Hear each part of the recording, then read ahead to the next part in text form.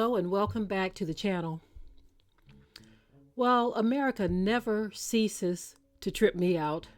I'm not going to say amaze me, although that word is appropriate too. But they never cease to trip me out when it comes to how they deal with so-called black people. Okay, so this is a story of some black women who say that they lost their homes that were sold for property taxes, but the government took all of the profits. So they owed very little in taxes, but the profits that were made above and beyond the sale price, that the government pocketed that as well. Instead of just recouping what they claim was lacking, they kept everything. So let's get into this story and see exactly what's going on here. So black women say that their homes were sold for owing property taxes, but the government took the profits. These women are fighting for justice after their homes were seized. After Geraldine, Tyler, and Tawanda Hall fell behind on their property taxes, the government sold their homes and allegedly kept the profits. Okay. Following a several years long fight against home equity theft, Tyler's case is set to go forth in front of the Supreme Court. Initially, Tyler owed $2,300 for property taxes and rent. Then the amount she owed increased when penalties, interest, and fees were added up to equal an overall total of $15,000. The issue at hand isn't about the debt the 94-year-old owed, but rather the timeline of when the government looked to collect her debt, seized her home, sold it, and then kept the profit. We agree that the government can seize the property to collect a debt, says Christina M. Martin, a senior attorney at the Pacific Legal Foundation who has represented Tyler and Hall, according to the outlet. What it can't do is take more than it's owed. Says the government reportedly sold the home for $40,000 and allegedly took the remaining $25,000 for itself. The outlet also notes it has never stated that Tyler owed anything close to that amount. For Hall's home, she owed $900 for her property taxes. But after penalties, interest, and fees, her debt totaled $22,642. Similar to Tyler, the government followed the route of taking her home, and the profit being that Hall's home was valued at over $300,000. The state of Michigan pocketed more than $286,000. I was running around trying to find out who can I talk to. What can I do to stop this from happening, Hall said. According to the outlet, there was really no one there to work with us or help us, even tell us what route to go. Initially, the court dismissed Hall's case, but it was prematurely dismissed and has resuscitated her claim. Therefore, she is set to go forth in front of a trial court to regain six figures in equity. We all have problems sometimes and fall behind.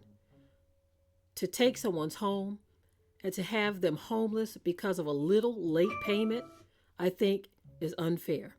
As Tyler comes before the Supreme Court, she has groups rallying in support of her fight, including the National Taxpayers Union Foundation, the Howard Jarvis Taxpayers Association, the Wisconsin Realtors Association, AARP, and the AARP Foundation, the Buckeye Institute, the Competitive Enterprise Institute, the Cato Institute, and more. This case identifies a pressing national problem that has festered for decades in the lower courts.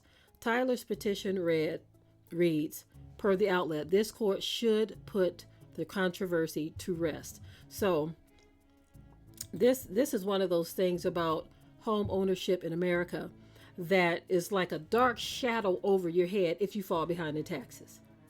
You see, and I'm so glad that there are other organizations looking into this to say, look, you are entitled to get what was owed to you, but to then keep the profits, now you're just being no good.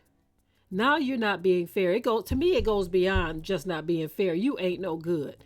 You are further further traumatizing these people. This is the unfair thing that has happened in this country for far too long.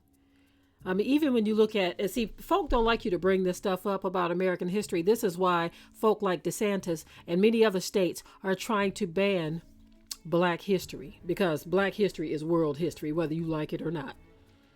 They want to ban it. They want to put it off the books, make it illegal to teach it, because it tells the true story of what has happened in this world and in this country. So here you have people who stole this land from another group of people. Now they have all these laws that they've put in place to protect their interest in something that they stole. On what continent, what planet does that even make sense? You steal something from somebody, okay? But then you make it so can't nobody get nothing from you. They can't take anything from you. Even the land that you stole from them, they can't steal it back. Can you imagine if the Native Americans tried to steal back their property, their land? Can you imagine that? I remember years ago, this is when YouTube first came out. I remember in the first couple of years, I saw a video.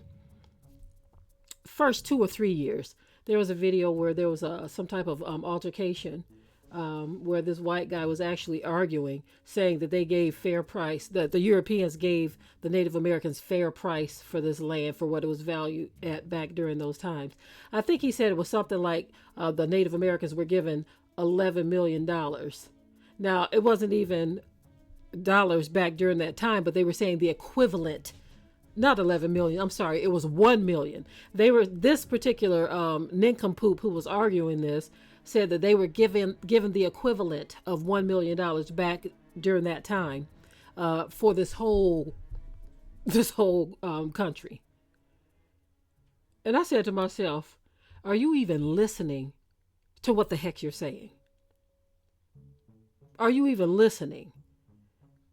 Not even a whole city, to me, could be bought for $1 million back in those times, back during that time. Not even a whole city, unless you're talking about a small city. I'm talking about like a major city. Not even a major city can be purchased for $1 million or the equivalent of $1 million, much less the whole country. And for that guy in his mind to think that that was a fair trade, even though it probably never happened, it was probably just something he was spitting out of the side of his neck to justify the fact that his ancestors deleted whole tribes of people off of this land, simultaneously called them savages for trying to defend themselves, and took their land. And he thought that the equivalent of $1 million was enough. See, that's the kind of stuff I'm talking about right there. It's like you cannot argue with a Wedico. You can't. This is a person who cannot connect to the truth at all. The truth doesn't resonate with them. And you try to put it out there, it's like it goes in one ear and out the other. They can't connect to it. Even though the Native Americans called it Wedico, the Bible calls it reprobate, a reprobate mind. This is a mind that cannot connect to the truth. Anyway, I'm done with this story. Share your thoughts on this in the comment section below. As always, keep it tight and keep it right. But until next time, we're out.